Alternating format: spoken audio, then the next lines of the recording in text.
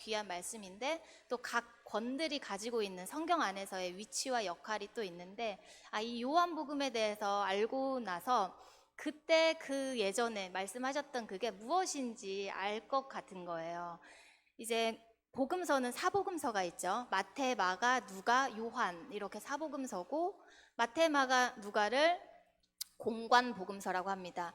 이제 비슷비슷하다는 거예요. 그게 보통 느낌이 약간 전기문 같은 느낌도 있죠. 고대 전기의 양식을 많이 띈다 이렇게 이제 뭐 하기도 하는데 그것과는 물론 다르지만 예수 그리스도에 관하여서 그렇게 생애를 통해서 이렇게 쭉 흘러가는 이야기를 쓰고 있는데 요한복음은 살짝 다릅니다, 느낌이. 그래서 요한복음만의 독특한 신학이 있다라고 이제 성경을 연구하는 분들은 이렇게 이야기를 하곤 해요.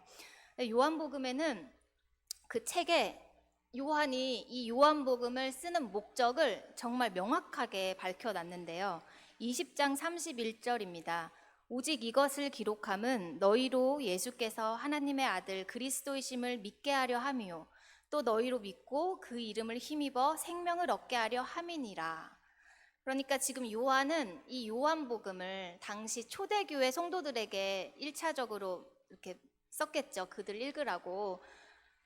이 요한복음을 쓴 이유가 하나님의 아들 그리스도가 바로 예수시다. 이것을 알리시려고 예수의 이 신성, 이것을 강조해서 이제 그 목적을 두고 그분이 바로 그리스도시다. 이거를 위해서 썼다는 겁니다. 이 복음을 너희가 확실히 알고 너희가 생명을 얻기를 바란다 하는 마음에서 썼던 거예요.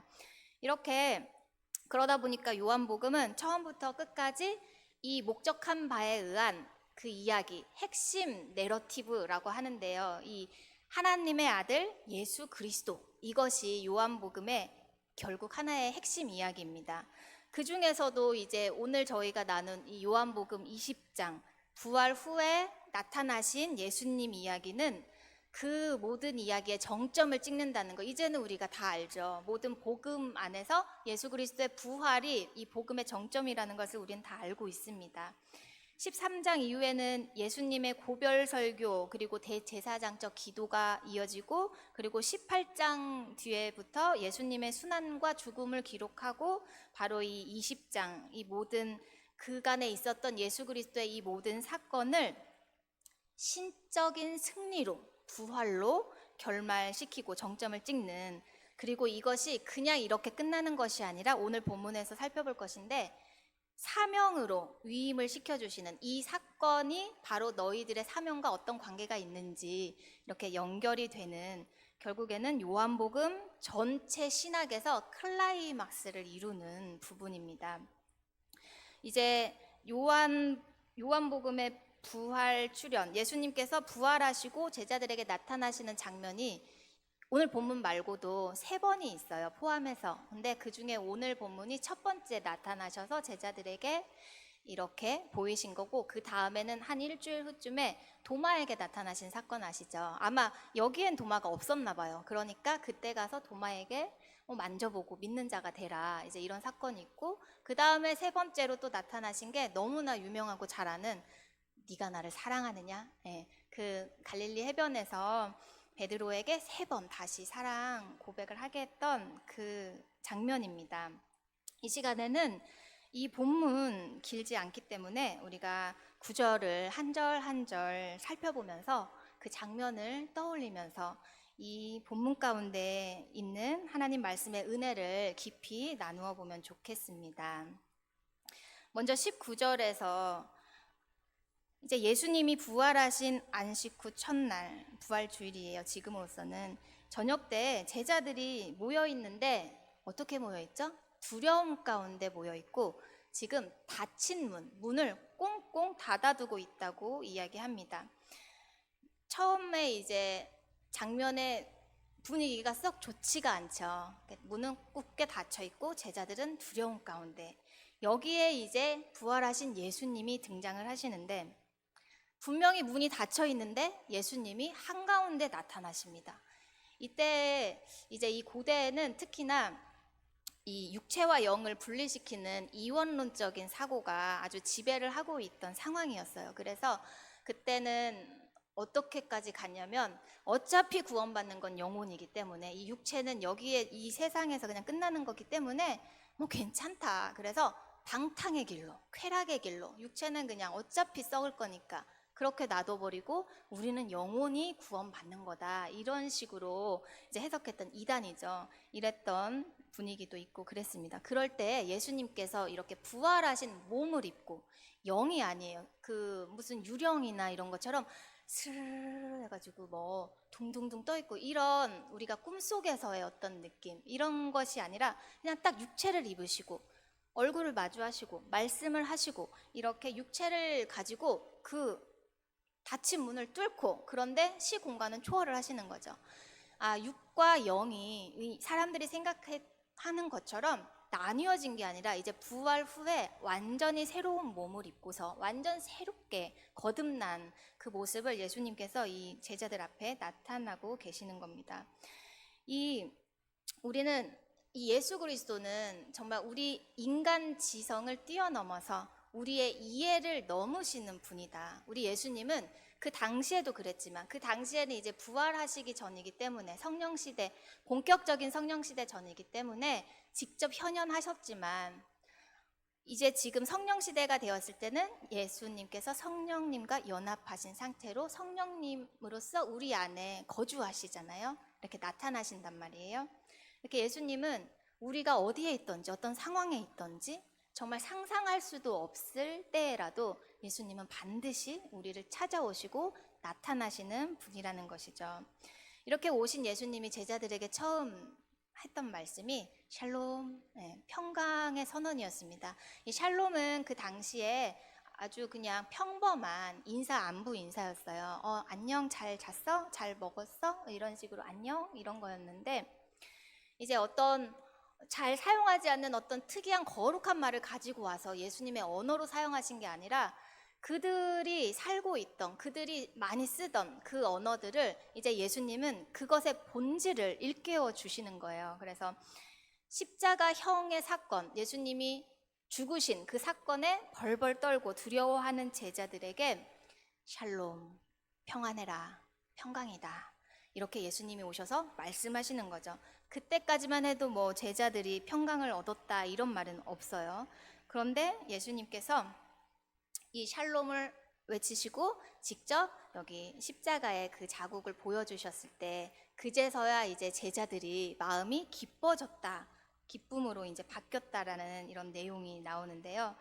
여기에서 예수님께서 말씀하신 샬롬은 우리가 너무 잘 알지만 이 제자들을 위협하는 이 상황이 사라진 샬롬이 아닙니다. 여전히 그 로마 제국 하에 유대인들의 그 두려움 하에 있는 제자들, 상황은 변한 게 없지만 예수님은 그 안에서 샬롬을 외치시고, 그래서 이 샬롬은 역경의 직면에 있을 때라도 이 신실함을 잃지 않는 평정으로서의 선포였던 것이죠.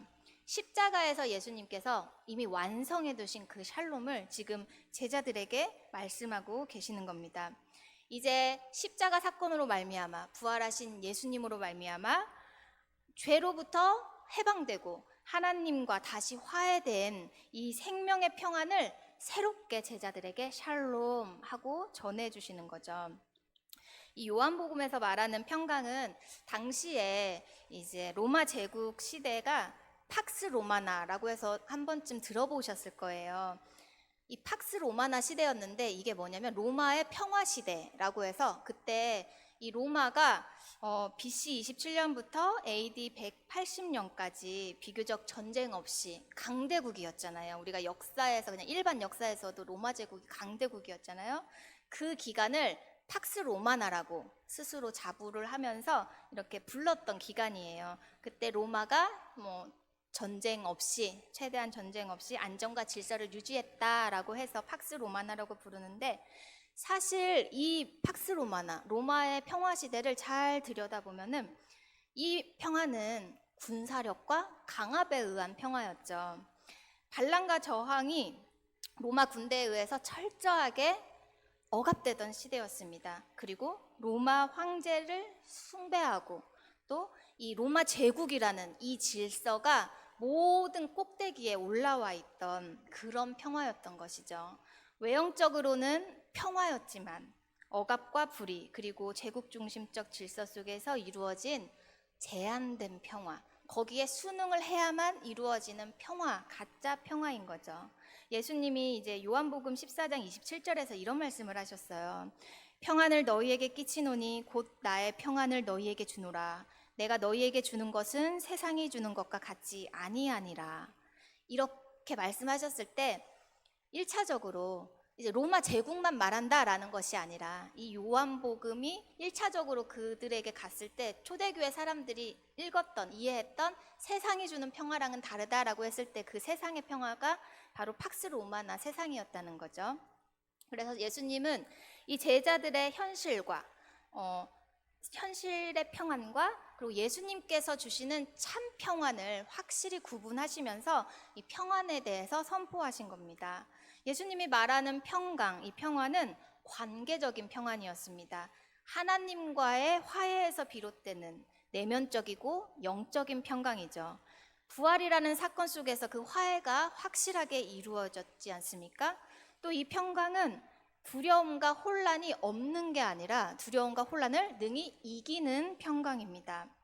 너희가 세상에서는 환난을 당하나 담대하라 내가 세상을 이기었노라 라고 말씀하시는 이런 평강입니다.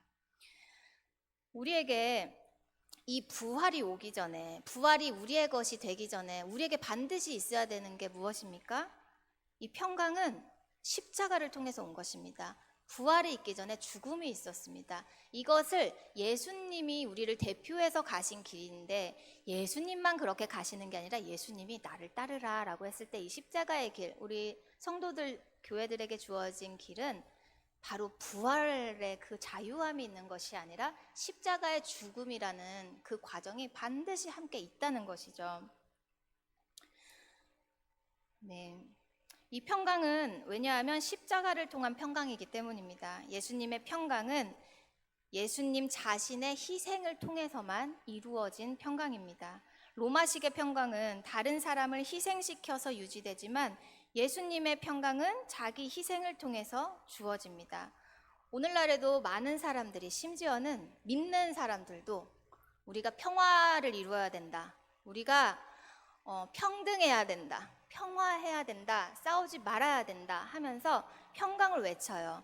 맞는 소리이지만 그 평강의 본질, 예수 그리스도로부터 오는 우리 교회 성도들의 희생된 십자가가 있는 평강이 아니라 그저 싸움이 없는, 트러블이 없는, 그래서 진리를 외면하는, 진리에 대해서 따지다 보면 당연히 싸움이 있거든요. 진리가 있는 곳에는 빛과 어둠이 따르게 마련입니다. 그렇지만 세상에서 얻고자 하는 평강은 싸우지 말자, 너도 옳고 나도 옳아, 다 옳아, 싸우지 마, 이런 식으로 가는 게 세상 풍조라는 거예요. 그런데 교회 안에도 그런 사상이 너무나 많이 들어있어서 우리의 평화가 마치 이 땅에서 이루어져야 되는 평화인 것처럼, 그것이 전부인 것처럼 이야기를 하고 있는 것이죠. 하지만 예수 그리스도께서 그 시대에서 말씀하셨듯이 오늘날 우리에게도 말씀하시듯이 참 평강은 십자가로부터 나온 평강이다, 오직 내가 줄 수 있는 평강이다 라고 샬롬을 외치십니다. 이제 아까 말씀드렸듯이 제자들이 20절에서 예수님의 그 손과 옆구리를 보면서 기쁨을 회복합니다. 이 예수님의 흔적들, 이것은 십자가의 고난과 십자가의 그 희생, 고난의 흔적이기도 하지만 또한 승리의 표시이기도 하죠. 이미 예수님은 부활하신 몸이기 때문에, 그 모든 것을 다 이기신 상태이기 때문에 그에게 남아있는, 예수 그리스도께 남아있는 흔적은 영광의 흔적이 되는 것입니다. 그래서 바울이 바울 서신에서도 많이 강조하는 것인데, 우리 그리스도인들에게는요, 언제나 웃는 일만, 언제나 평화로운 일만, 겉보기에 평화로운 일만, 고난과 고통이 다 피해가는 일만 있는 것이 아니라 우리의 인생 가운데, 우리의 삶 가운데 어떤 고난의 역경들과 그 아픔의 흔적들이 반드시 있습니다. 그런데 그 흔적이 예수 그리스도의 십자가를 통한 흔적으로서 우리가 그 흔적을 통해서 예수 그리스도의 복음을 더 깊이 만나고 은혜를 더 충만하게 누리는 그러한 십자가의 흔적으로 남아야겠죠. 예수님의 그 고난받은 메시아이자 승리하신 주님을 보여주는 그 흔적을 닮아야 한다는 이야기입니다. 그리고 21절에 두 번째로 예수님이 다시 한번 평강을 선언합니다. 이거는 단순한 어떤 평강의 반복이라기보다는 이제 예수 그리스도께서 부활하심으로 온전히 이루신 그 평강을 제자들에게 평강, 샬롬, 평강 받아라, 평안해라 선포하셨잖아요. 그 다음에 다시 한번 기쁨을 그래서 제자들이 회복을 했어요. 그리고 평안해라 하면서 다음으로 무엇이 이어지냐면 제자들의 파송. 여기서 끝나는 게 아니라는 겁니다. 이제 너희들은 교회다. 이것을 이어받은 교회야. 이제는 너희들이 이 복음을 가지고 평강을 가지고 나아가야 할 것이야 하면서 이 제자들을 사명의 자리로 이끌어오는 예수님의 사역을 계승하고, 예수님이 이 땅에 오셔서 그 사역을 하셨잖아요. 계승을 하고 또 확장시키는 거룩한 사명 위임 선포가 이 두 번째 샬롬이라는 것에 담겨 있습니다. 예수님이 이 제자들에게 보내면서 이 위임을 선포하면서 너희들은 이제 내가 부활했으니 이제 가라 이렇게 말씀하신 게 아니라 중요한 표현이 나와요. 무엇이냐면 아버지가 나를 보낸 것 같이. 네. 이 아버지가 아들을 세상에 보내셨다. 예수 그리스도는 아버지가 보내신 분이다 라는 것이 요한복음의 일관된 주제이기도 합니다. 이 구절은 이제 당시 유대인들의 권한 위임 법칙에 굉장히 들어맞는 표현이에요. 보냄을 받은 자는 그를 보낸 자와 같다라는, 지금 옛날에 우리가 사신들 이런 거 생각해 보면 지금은 많이 그 능력이나 그 위상이 많이 약해졌지만 옛날로 갈수록 보냄 받은 자는, 왕께 보냄 받은 자는 왕과 마찬가지였습니다. 그래서 우리 어디 비유 이야기에 보면 포도원 주인이 이제 아들을 보내고 종 보내다가 아들을 보내고 막 이러잖아요. 그래도 이제 죽이고 이랬던 이야기들, 그런 것이 이제 내가 나를 대표하는 아들을 보낸다 이런 것이죠. 근데 예수님도 하나님께서, 하나님이신 예수님, 창조, 요한복음 1장에 잘 나와 있는 창조 때 함께 계신 창조주이신 그 예수님이 이제는 하나님의 아들로서, 왜 아들로서? 보내심을 받은 자로 이 땅에 오신 거죠. 이렇게 오신 예수님이 그 다음에 하실 일이 바로 이것이었습니다. 아버지가 나를 보낸 것 같이 내가 너희를 보낸다. 그러면 이 지금 너희를 보내는 사람이 누구입니까? 하나님입니다. 예수님을 통한 하나님. 아버지가 나를 보냈고 아버지예요. 그리고 나는 그 안에서 너희를 세상에 보낸다 했을 때는 결국에 이 사명, 이 위임은 하나님으로부터 온 우리들의 능력이라는 것이죠. 우리들의 자녀된 자리라는 것입니다. 22절에서 23절에 이제 예수님이 이렇게 하시고 제자들에게 성령을 주시죠. 성령을 주실 때 사용된 헬라어 동사가 에네피세센이라는 건데 이게 숨을 내쉬다라는 의미예요. 신약 전체에서 이 본문에 딱 한 번 나오는 표현입니다.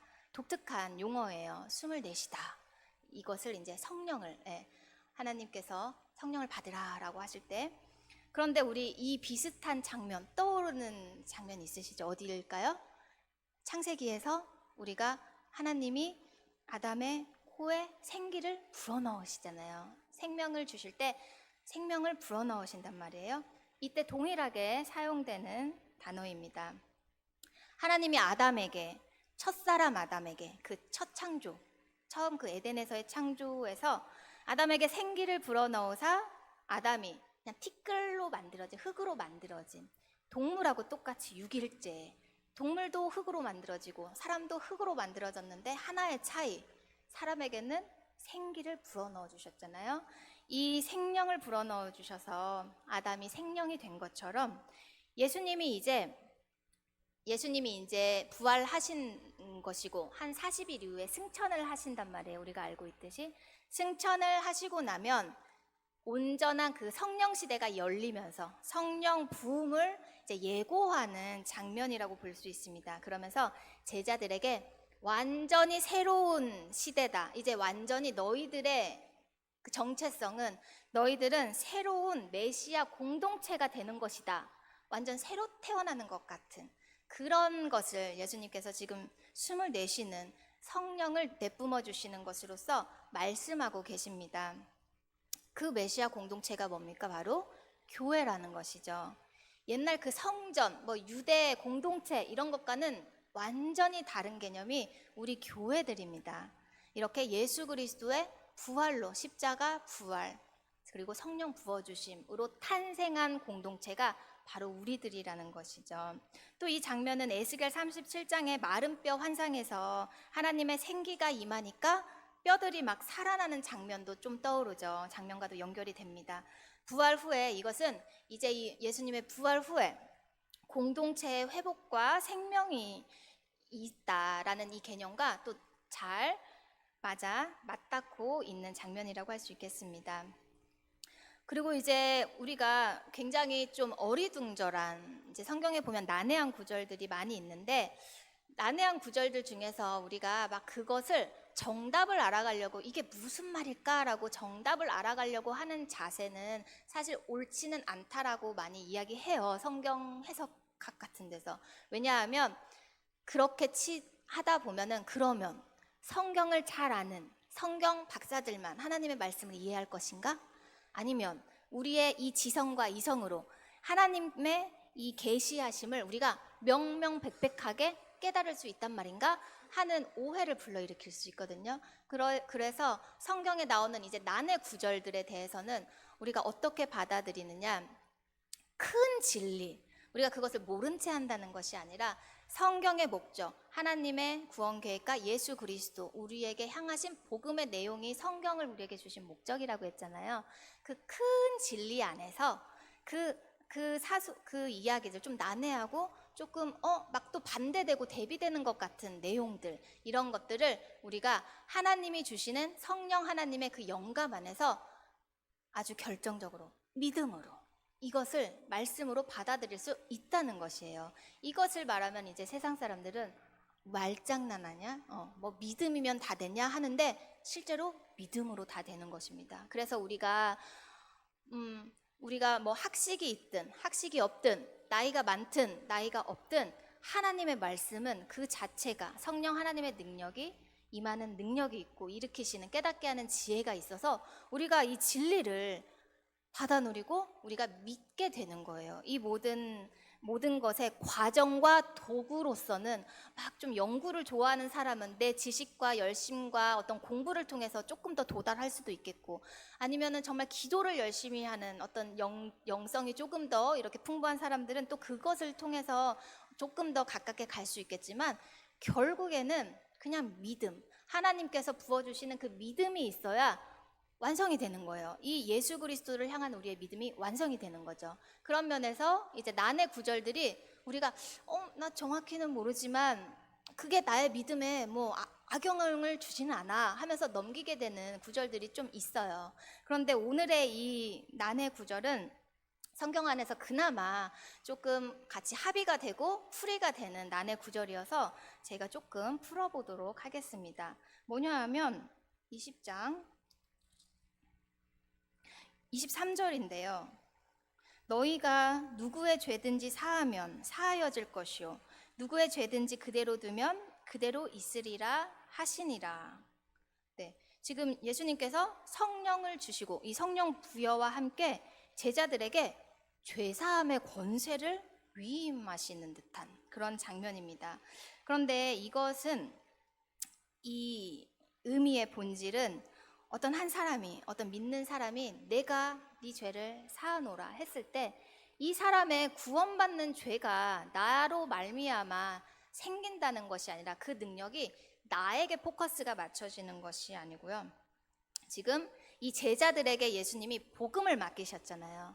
하나님이 예수 그리스도를 보내셔서 하나님의 구원하심의 권세를, 이 복음을 예수님을 통해 나타내셨어요. 그리고 예수님은 몸소 부활하셔서 그 능력의 산 증인이 되시고 첫 열매가 되셔서 이제 이것을 성령 안에 너희와 연합하여 너희에게 부여한다라고 했을 때 우리 교회들 안에, 성도 안에 복음의 능력의 권세가 있다는 것이죠. 우리가 이 복음을 전했을 때 이 복음에 반응하는 자는 죄 사함을 받는 것이고, 우리가 복음을 전했지만 이 사람이 끝까지 이 복음을 부인하고 받아들이지 못한다면 그것은 그들이 죄를 사함 받을 수 없는 일이 되는 것입니다. 그러한 권세가 바로 우리에게, 이 복음을 가진 자들에게 있다는 것이에요.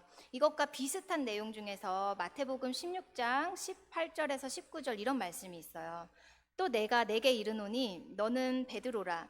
내가 이 반석 위에 내 교회를 세우리니 음부의 권세가 이기지 못하리라. 내가 천국 열쇠를 내게 주리니 내가 땅에서 무엇이든지 매면 하늘에서도 매일 것이요 내가 땅에서 무엇이든지 풀면 하늘에서도 풀리리라 하시고, 이제 이 구절이 유명하게 어떻게 유명하냐면 카톨릭과 개신교의 해석 차이가 조금 많이 나는 그런 구절이에요. 그래서 카톨릭에서는 예수님이 반석 위에 교회를 세운다고 했다. 근데 베드로가 그 이름이 원어가 반석이잖아요. 돌 반석이잖아요. 그러니까 지금 이 교회는 베드로 사도 위에 주신 권세다. 그리고 천국 열쇠도 그렇게 된다라고 해서 막 성 베드로라고 해서 다른 어떤 제자들보다 카톨릭에서 베드로를 굉장히 이렇게 올리고 추앙하고, 그리고 베드로를 이제 초대 그 교황권의 이제 계보로 생각을 하지요.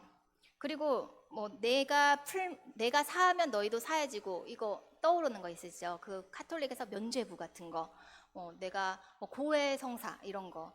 우리의 죄는 예수 그리스도만이 해결해 주실 수 있다라는 것을 우리 개신교는 너무나 건강한 이 신학 안에서 믿고 있는데, 이제 카톨릭에서는 그 성직자들에게도 그러한 권한이 있기 때문에 고해 성사를 하면은 이제 그 죄가 사함을 받게 되는 그런 원리이죠.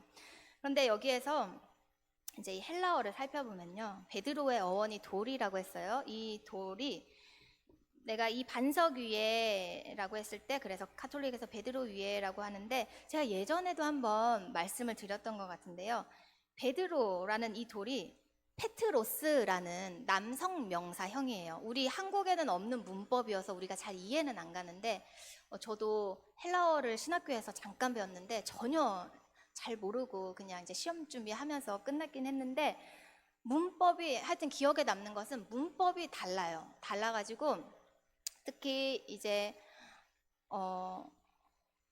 그 라틴어 같은 데 가면은 문법이, 우리는 뭐 여성형, 남성형 이런 명사에 따로 없잖아요. 그냥 뭐 돌이면 돌, 가방이면 가방 막 이건데, 그 문법에는 남성형 명사가 있고 여성형 명사가 있어서 이게 그냥 쓰이는 게 아니라 굉장히 철저하게 문법 안에서 남성형에 맞추어서 쓰고 여성형에 맞춰서 쓰는 거죠. 만약에 같은 단어인데 하나는 남성형, 하나는 여성형이야. 그럼 이거는 완전 다른 거를 이야기하는 거거든요. 근데 바로 딱 이 본문이 베드로, 이 페트로스라는 남성 명사가 쓰였고, 그런데 반석 위에 내가 교회를 세우리라 했을 때 이 반석은 페트라라는 여성형 명사가 쓰였습니다. 원래 이 여성형 명사가 일반 명사로 흔히 쓰이는 명사라고 하는데, 돌이라고 일컬었을 때 그냥 페트라 이렇게 쓰이는데, 이제 예수님이 베드로의 이름을 바꿔주실 때 베드로가 남자니까 그 명사를 남성형으로 바꾸어서 페트로스라고 이제 하지 않았겠냐. 하여튼 이렇게 다른 형을 문법적으로도 완전 이것이 그 반석 위에 내가 교회를 세우리라 라고 했을 때 이 반석은 베드로를 말하는 게 아니라 그 장면 바로 앞에 너는 나를 누구라고 하느냐 생각하느냐라고 했을 때 베드로가 처음 주는 그리스도시요 하나님의 아들이십니다. 모든 복음서에서 굉장히 전환이 되는 신학적으로 중요한 구절인데요, 이걸 고백하거든요. 그러니까 이제 그 고백을 향하여서 그 반석 위에 내가 교회를 세우겠다라는 이 해석을 우리 개신교는 가지고 가고 있습니다. 그리고 이것이 학문적으로도 굉장히 합리적인 것 같아요. 다시 말해서 베드로의 그 신앙 고백 위에 주는 그리스도시요 하나님의 아들이십니다 라는 이 신앙 고백 위에, 이 신앙 고백이 뭐죠? 예수 그리스도, 이 예수 그리스도라는 이 반석 위에, 이 믿음의 반석 위에 내가 교회를 세울 것이고 내가 천국 열쇠를 내가 줄 것이다 라고 이렇게 이야기하는 것이죠. 지금까지 살펴본 이 본문은 현대 우리 교회 1차적으로 그 초대교회 성도들에게 전해진 말씀이라고 하지만 오늘날에도 우리 성도들에게 매우 중요한 실질적인 메시지를 제공하고 있습니다. 특히 두려움 속에 있는 우리 그리스도인들, 그리고 사역에 대한 자신감을 잃은 이들, 사명의 의미를 잊은 공동체들을 복음의 부르심 앞에 서게 하는데요. 오늘 본문이 유대인들을 두려워하여서 문을 닫은 제자들의 모습으로 시작되었죠. 근데 예수님이 닫힌 문을 뚫고 찾아오셔서 제자들에게 먼저 평강을 선포하셨다는 것. 우리 주님은 우리들에게 그러한 분이십니다. 우리 주님이 우리를 먼저 찾아오시는 분이십니다. 때로는 맡은 직분 안에서, 또 어떤 역할 안에서, 리더의 역할 안에서 해나가기 벅차고 나의 삶을 돌보는 것도 벅차서 모든 것이 막 엉망이고 사명을 잃었다라고 느낄 수가 있어요. 그러나 우리는 여전히 주님의 부르심 가운데 있다는 이 진리를 붙들어야 합니다. 제자들이 두려워했던 그 두려움의 본질은 예수 그리스도가 죽었구나, 예수님이 결국에 십자가에 돌아가셨다라는 것까지만, 부활하신 예수 그리스도의 승리를 알지 못했기 때문에 갖고 있던 두려움이었습니다. 그러나 부활하신 예수님께서 친히 찾아가심으로 두려움과 절망 속에 머물렀던 그들의 심령이 기쁨으로 회복이 되죠. 이제 그들의 마음과 눈은 처한 상황에 머무는 것이 아니라 부활의 능력을 바라보게 되므로 참 평강을 받아 누립니다. 여전히 유대인들의 위협 가운데 있게 될 것이고 그들에게 세상을 이길 강한 힘이 주어진 것이 전혀 아니죠. 그러나 그들은 부활하신 예수 그리스도를 마주함으로 완전히 새로운 순간을 맞이했습니다. 죽어야 다시 사는 예수 그리스도의 십자가를 비로소 이해하는 그런 순간이었을 것입니다. 거듭난 삶의 정체성을 다시 확인하는 자리였겠죠. 예수 그리스도 십자가와 부활의 진리 앞에서라야 이렇듯 모든 문제는 사라집니다. 단순하고 명확한 하나님의 뜻이 나의 삶을 이끌어 주십니다.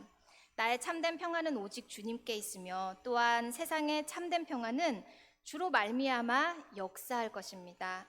성령 하나님은 오늘 나의 삶의 자리에서 역사하시는 분임을 믿고 또 믿음의 자리로, 순종의 자리로, 사랑과 인내의 자리로 부르셨고 바로 그 자리에서 전도가 시작된다는 것을 우리는 오늘도 믿고 따라야 할 줄로 믿습니다.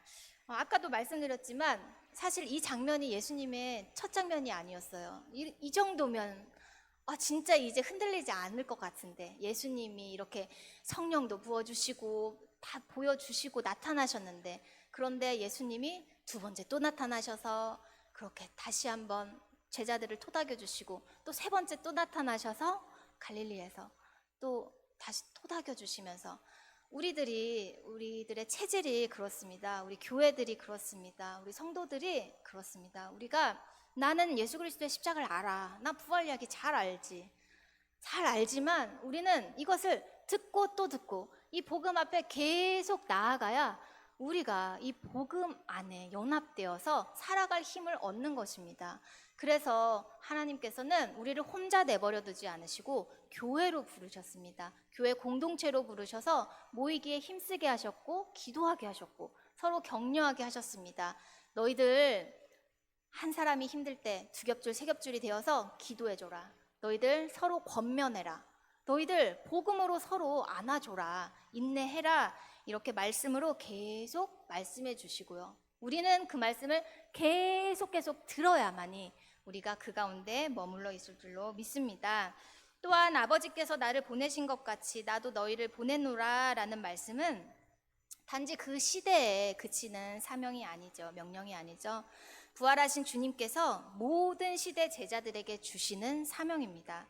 섬김의 자리에 있는 교회가, 성도들이 사역의 현장에서 혼란과 무력감을 느낄 때 이 말씀은 우리 사명의 정당성과 또 계속해야 할 힘을 상기시켜 줍니다. 그렇지. 사명은 내 능력이 아니지. 예수님의 파송과 성령의 능력에 있었지. 그리고 이 사명은 예수님께서 하나님으로부터 받은 사명이지. 지금도 진행되고 있는 현재 진행형이지. 이러한 것들을 우리가 말씀을 통해서 기억하시기를 바랍니다. 이 사명은 성령과 함께 시작합니다. 예수님이 성령을 부어주시면서 사명을 주신다는 것은 이 사역을 우리의 힘에 의존하게 하지 않는다는 것이죠. 사역의 동력은 성령이라는 이 본질을 말씀하고 계십니다.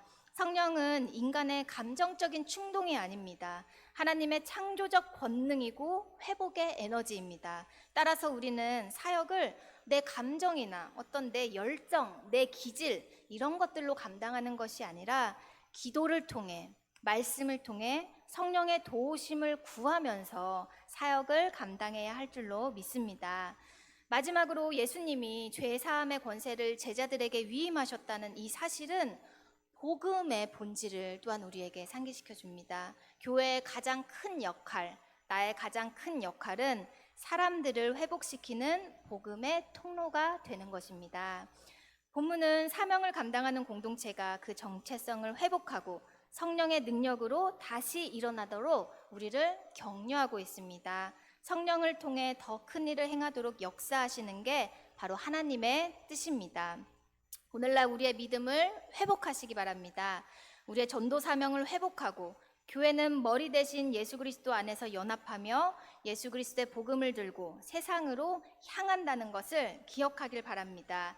이것이 교회의 목적이며 정체성임을 늘 기억하면서 이제는 우리가 세상을 향해 친히 나아가 복음의 열매를 보이고 진리를 전하고 십자가의 사랑을 행해야 할 것입니다.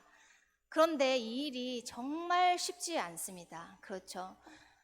오늘 아침에 이제 우리 부목사님께서 말씀 중에 그 부부의 잠깐 옛날에, 지금은 아니고 옛날에 잠깐 다투었던 이야기를 하셨는데 은혜의 말씀 해주셨는데 제가 그거 들으면서 예전에 저의 또 에피소드가 생각났어요. 한번 제가 말씀드렸던 것 같은데 남편, 저도 지금은 아니고 옛날에 한 5년 전에 네, 한 5년 전에 이제 제 친구, 믿지 않는 남편하고 사는 친구랑 남편에 대한 이런 푸념들을 하다가 제 친구가 그랬거든요, 저한테. 그래도 너네 남편은 하나님을 믿잖아, 복음을 알잖아. 그래서 그 대화가 통하잖아. 우리 남편은 그런 대화도 안 통해서 내가 정말 너무 힘들어 이랬거든요.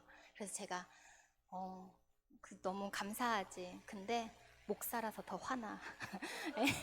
이런 거죠. 우리 교회가 교회의 정체성을 감당한다는 게 세상은 우리에게 굉장히 기대를 합니다. 자기들은 못 그러면서 우리들한테 예수님의 사랑을 살아야지, 희생해야지 막 이렇게 하거든요. 제가 예전에 피아노 레슨을, 우리 아이 피아노 레슨을 집에서 좀 받았었는데 우리 위층에서 이제 그게 왔어요. 치지 말아라. 그래서 그때 그러니까 11시 레슨이었는데 그러면 1시로 바꾸면 안 되겠느냐. 안 된다. 나는 낮에 자야 되니까 치지 말아라. 이래가지고 이제 레슨을 교회로 옮기고. 근데 이제 제가 그분하고 이제 몇 번 이렇게 소통을 하면서 제가 12시 좀 얘기를 하면 길지만 그 집이 이제 굉장히 막 시끄러운 집이었어요. 12시 넘어서 야간 근무를 하신다고 하더라고요. 초등학생 막 쌍둥이들도 살고. 그래서 제가 처음 이사 갔을 때 많이 시끄러우시죠? 죄송해요 라고 막 저한테 그러셨던, 본인들도 알 정도로 시끄러운 집이었거든요. 근데 낮에 1시에 잠깐 바이엘 치는 그 애가 잠깐 치는 그거를 못 치게 하니까 애석하더라고요. 그러다가 이제 명절에 저희 사촌이 와가지고, 조카가 와가지고 좀 피아노를 좀 근데 주차장에 차도 없고 이래가지고 다들 이제 가셨겠지 하고 한 1시, 2시 그 정도에 좀 피아노를 쳤어요. 그런데 그때가 언제였냐면 저희 어머니가 이제 아버지가 이제 돌아가신 지 한두 달 돼서 저희 집에 오신 지 얼마 안 됐을 때 제가 화장실에 있는데 윗집 그 청년, 여자 20살 정도 되는 청년이 내려와가지고 우리 엄마가 맞이를 한 거예요. 제가 했어야 되는데 와가지고 막 고래고래 소리를 지르면서 피아노 치지 말라고 했잖아요 막 이러면서 막 뭐라고 다 들리는데 저희 엄마가 죄송해요. 주의할게요. 시끄러우셨어요. 죄송해요. 이렇게 한 대여섯 번을 이렇게 하는데, 맨날 막 이제 대화를 하러 온 게 아니라 너무 화가 나서 이제 쏟아내러 오신 거예요. 와가지고 제 어머니가 마지막에는, 그분이, 신고할 거예요. 한 번만 더 하면 신고할 거예요. 막 이렇게 하니까 하도 안 되니까 저희 어머니도, 네, 신고하세요 하고 들어온 거야. 그러니까 더 화가 나가지고 막 뭐라고 하고 3층으로 가셨어요. 저한테 했으면 괜찮은데 저는 이제 엄마한테 그러니까 또 화가 나가지고 이제 제가 올라갔어요. 근데 이제 한해서 올라간 건 아니고 똑똑똑 하고, 저가 없을 때 찾아오셨던데 무슨 일이세요? 모르는 했는데 이제 거기에서 막 또 뭐라고 하시는 거죠. 내가 진짜 뭐 신경성 때문에 잘 수가 없고 막. 근데 저는 그렇다고 해도 그렇게 저희 어머니한테 그렇게 소리를 나이가 훨씬 많은 분한테 지르시면 안 되죠. 막 이러면서 하다가 저도 이제 뭐 이렇게 하다가 이제 그쪽에서 저한테, 아니, 교회 다닌다고 하지 않았어요? 이러시는 거예요. 교회 다니는 사람이 그러면 안 되죠? 이러시는 거예요. 그러고 이제 뭐, 잘은 아니고 이제 표면적으로만 잘 마무리하고 내려와가지고, 그럼 제가, 내가 교회 다니는데 그러면 안 됐는데, 해야 되는데 어떤 생각이 들었냐면은, 아니, 이 말을 하고 왔어야 되는데, 그러면 교회 안 다니면 그렇게 소리 질러도 돼요? 이거 할 걸. 이 정도로 제가 교회 다니는 사람의 본을 보이기가 정말 힘들다는 걸 너무나 잘 알고, 목사지만, 네, 그럴 정도로 힘든다는 걸 많이 압니다. 그러고 이제 며칠 뒤에 주차장에서 이제 제가 만나가지고 제가 또 마음이 너무 쓰여가지고 말씀드렸어요. 왜냐면은 많이 아프시다고 하니까 우리 때문에 아파지는 거는 또 너무, 저희 가정도 아픔에 이제 슬픔을 겪은 지 얼마 안 됐는데 그 스트레스가 그렇게 크다면 절대 안 쳐야지 하고 그 뒤로 안 쳤고, 저희 안 칠 거니까 걱정하지 말고 편하게 사셔라 했어요. 그러고 지금은 이사 가시고 안 계셔서 이제 너무 감사한데요. 네. 하여튼 이렇게 살다 보면은 제가 말씀을 준비하면서도 그렇고 복음을 마주하면서도 그렇고, 그래, 교회 우리 복음 안에서 이 능력으로 살아가는 거지. 사랑해야 돼, 인내해야 돼, 수번이나 다짐하고 또 노력하고 이렇게 열심히 주님께 붙어 있으려고 하지만 그렇게 잘 되지 않는 게 우리이고 교회이고 그렇다는 것입니다. 그래서 우리가 더욱더 서로를 좀 더 긍휼하고 측은한 마음으로, 우리가 받은 사랑이 있는데, 우리가 받은 그 용서가 있는데, 다 덮어주신 은혜로 지금 우리가 교회로 모였는데, 우리가 성도들인데 잘 해보자. 이것을 우리가 조금만 정죄하는 마음은 내려놓고 약한 분을 향해서 더 기도해주고 긍휼히 여김으로 예수 그리스도가 머리 되셔서 우리 한 사람도 소외되지 않고 낙오되지 않고 한 몸을 이루는 교회로서, 도일 교회로서, 그리고 각 가정 교회로서 예수 그리스도의 복음을 맛보고 기쁨을 누리는 복된 삶을 살아가시기를 소망합니다. 아멘. 기도하겠습니다. 사랑이 많으신 하나님 감사합니다. 하나님 아버지, 예수